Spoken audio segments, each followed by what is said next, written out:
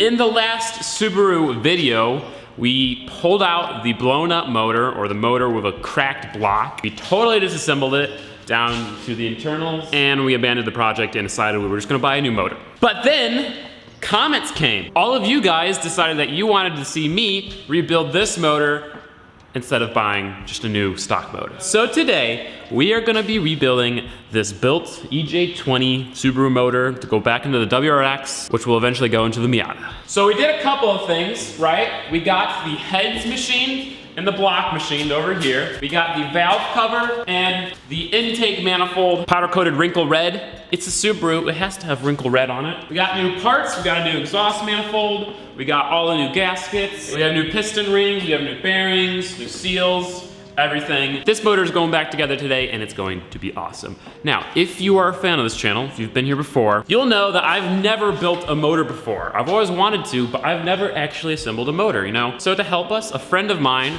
by the name of Zach, who has a Subaru shop in the area, he's built hundreds of EJ20s, 25s, and he works on Subarus all the time. So he's gonna come help because he actually knows what he's doing.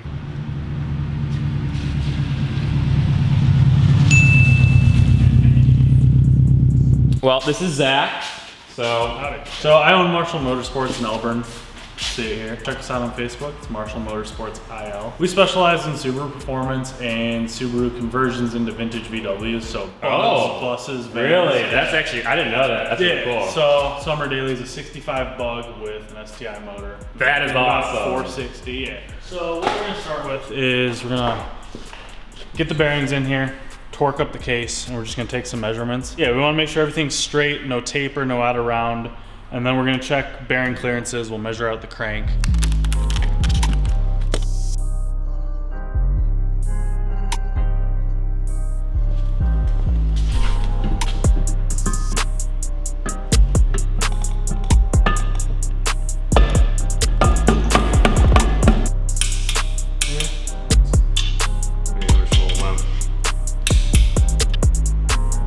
So this is a micrometer. This is about as accurate as a measurement can get. So we're gonna set it right for 92.5. We'll use this to set this, and then this will tell us how straight, how out of round, and all that. Wow, okay. So we've got this set right at 92.5 right now. It's okay so far. Mind you, this is set right at 92.5. It's coming about, see how 2 lines before. Right. So that's telling us, plus. Yeah, exactly. It's 92.57. This one's just about dead on. Oh, yeah. That's close. But again, that goes to show you that this was bored and honed without a torque plate. So all the cylinders are within 2/100ths of a millimeter. So that's decent. Pretty good. So the next step is to measure the pistons and see if those match up with the cylinders.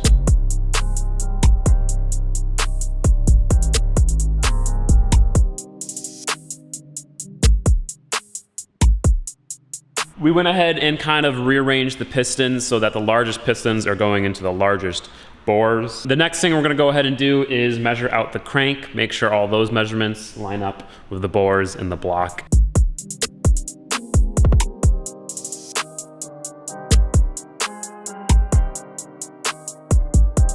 So unfortunately we had to stop the other day because after closer inspection, this crank is kind of sketchy. Yeah, some of the rod journals were a little out of round and some of them had some pretty good scratches in them.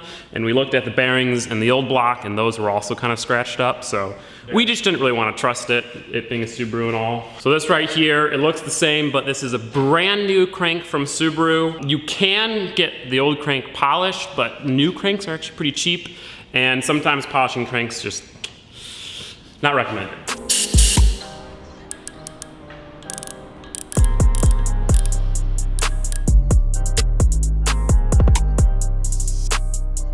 So what we're gonna do here is check the stretch. What this does is measure how much this bolt stretches as you torque it. Torque spec is important, obviously, but stretch is a little more important because it can vary between, you know, just based on the pace and all that. We got the bolt, as you can see, kind of loose, just snugged up right now. We just want to get a 0 on the gauge, make sure it's nice and square. And now, what we will do is start torquing. Oh wow, yeah, look at that.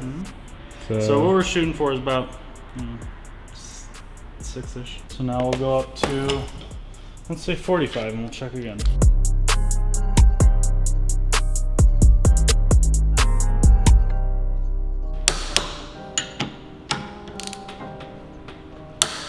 Right at 6?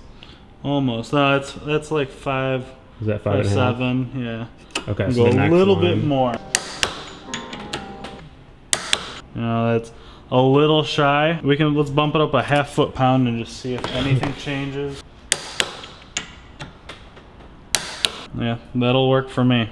Cool. So we're 62.5 foot-pounds was the final increment there. Now we're gonna measure the bores of the bearings, make sure that's all good, measure the crank, and if that checks out, finally we can get to actually assembling the motor. It's maybe the boring part, but it's the important part.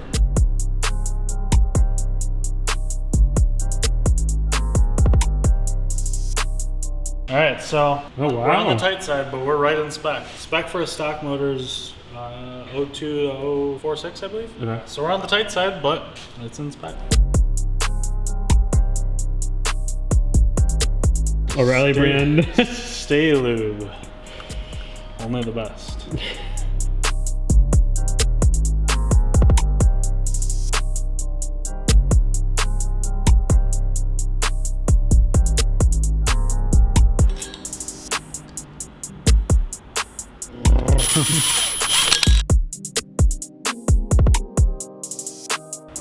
All right, let's torque her up.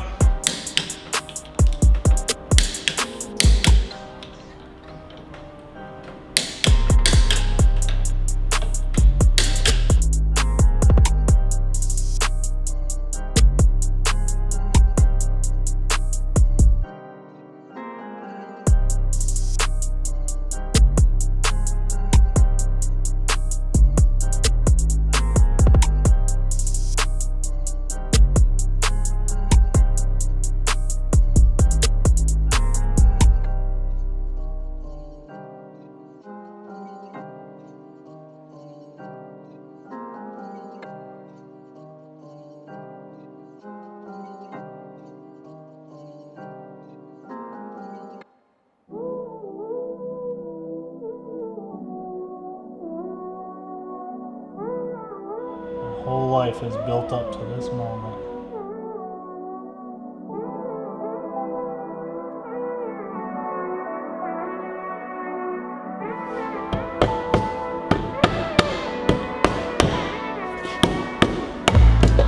Nice.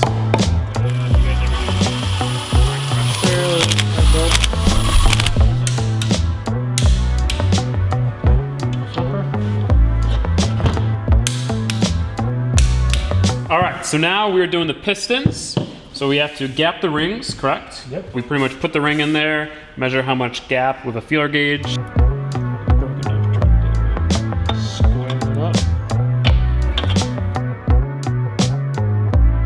So if we take the feeler gauge and we put that in the gap, it's about 0.009 inches. So we're gonna pull the ring out, use this fancy ring grinder, open that gap up a little bit.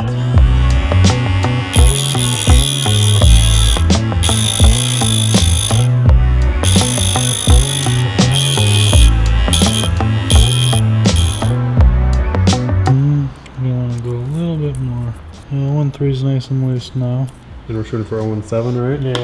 Yeah, I gotta go quite a bit more. So all of the rings have been gapped. We're now going to put the rings on the piston and then put the pistons into the block.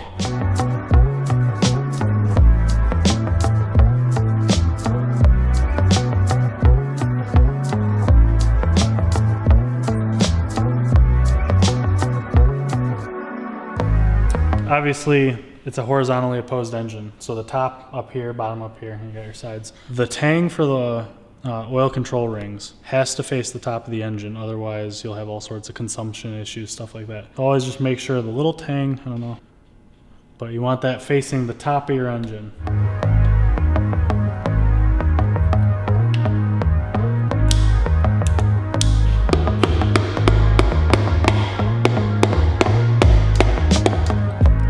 Hey! Look at that.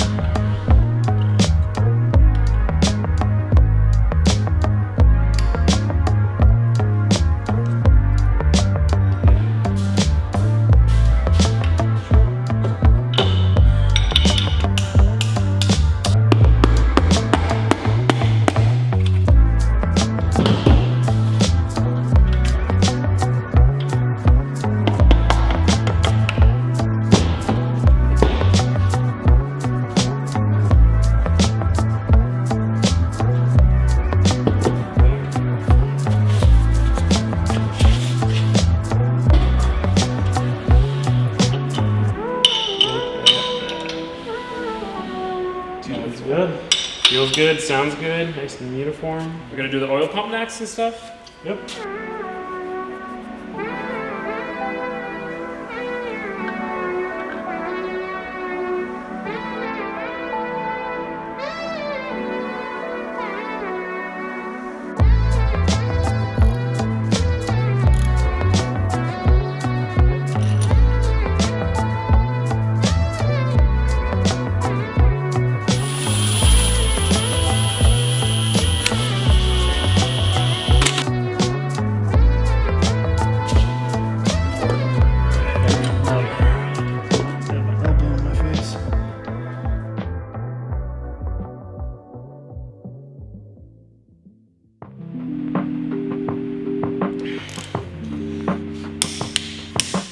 Doesn't mean that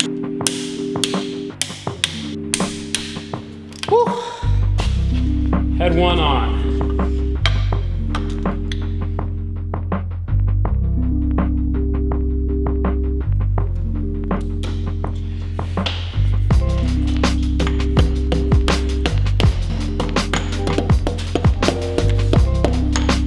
Well, we got the other head on, just kind of mocked up the intake manifold just to see how awesome it looks, and it really does look awesome. You can't beat textured black and red combo.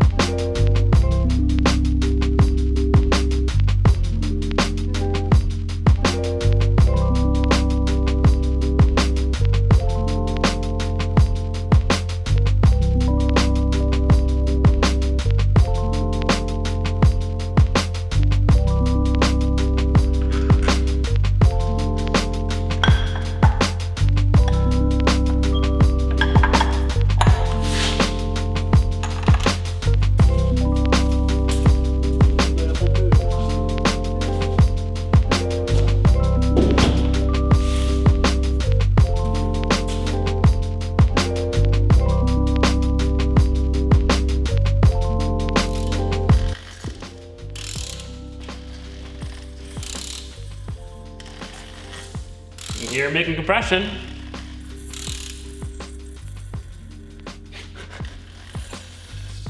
Oh, gas. That's coming in.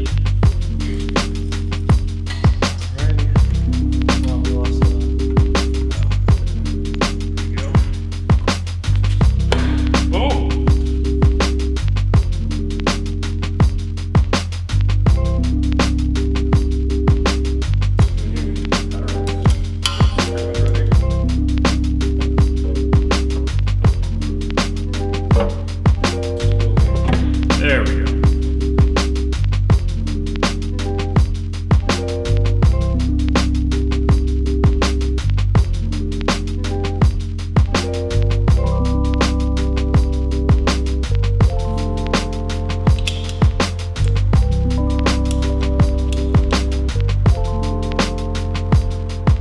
First of all, I just want to say this motor is so pretty. I really like it.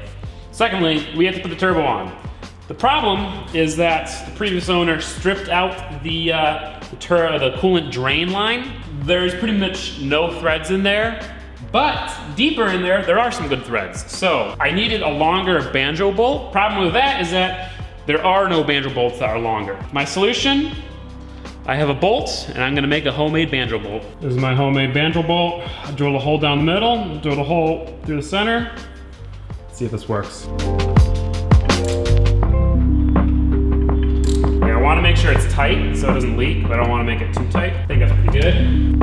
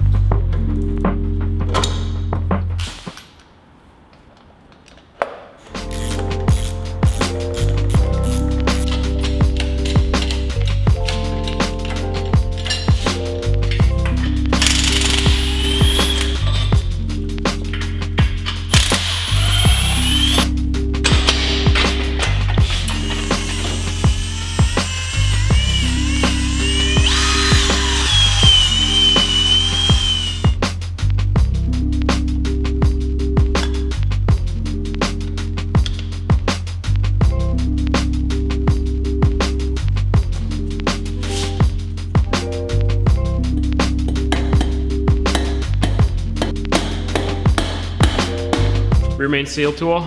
30 bucks at AutoZone.